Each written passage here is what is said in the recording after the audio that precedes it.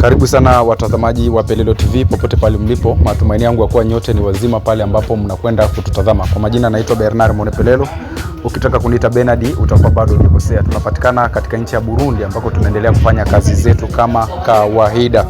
Na mbele ya kamera siko peke yangu, tuna dada hapa ambaye tunakwenda kupiga naye story 1 2 3, lakini kwa kutaarifu tu kwamba tuko msibani kwa Solange Queen ambaye ni msanii wa muziki wa Baraka Flavor aliyefariki huko katika mji wa Baraka tarafani Fizi katika nchi ya DRC. Lakini na sisi pia tuliamua kuweka msiba katika nchi ya Burundi kwa sababu si kila mmoja anaweza katoka hapa aende huko katika nchi ya DRC katika mji wa Baraka. Dada, jambo. Jambo. Habari yako? Nzuri. Uko salama? Salama kabisa. Jitambulishe jina lako. Kwa majina naitwa Catherine Brigitte, ukitaka unaniita Bembe Girl. Bembe Girl.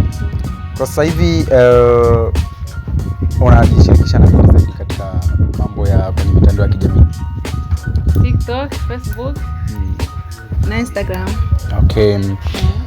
Labda kabla hatuja kuuliza mambo ambayo imekuleta hapa, katika mtandao wa kijamii kuna kitu gani ambacho nakifanya zaidi ambacho kinafurahisha mashabiki?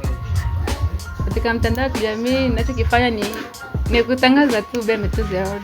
Okay. Yaani mambo yako yote yanapita kwenye lugha ya Kibembe. Ya Kibembe.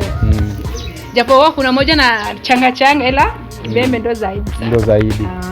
Na tumekuona hapa leo na tunafikiria hapa kuna msiba kwa msanii Queen Solange, ni wa kike aliyefariki katika nchi ya DRC huko katika mji wa Baraka, ni ndani ya tarafa la Fizi. Na wewe umeonekana hapa. Kuna mahusiano gani kati ya wewe na Queen Solange? Sikuwa na mahusiano zaidi sana, ila nilifaa kupata taarifa yake. Kusikia ni mtu wa Baraka kijijini kwetu. Ndio maana nimefika hapa, ila nilikuwa simtambue sana Queen Solange.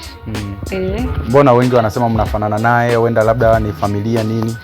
Tunafanana tu, tunajua tena duniani ni watu wawili. Nilikuwa simtambui sana. Hakuna hata wimbo mmoja ambao uliwahi kusikia zaidi kutoka kwake? Kiukweli sijui hata wimbo mmoja.